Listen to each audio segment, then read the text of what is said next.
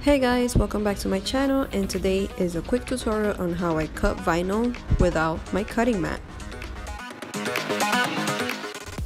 As you guys can see, I am cutting my vinyl without my mat.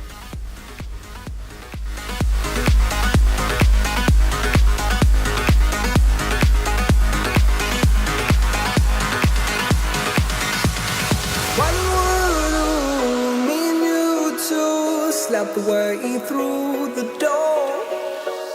Everybody knew we were not used. So you're gonna want to grab your vinyl and you're gonna align it and you're gonna place it underneath the gray rollers, just like so.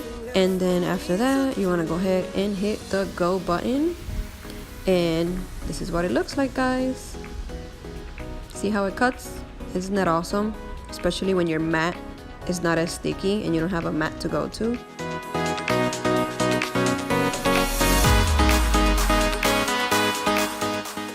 So guys, it's nice and simple, and here is what it looks like after you cut it and weed it out.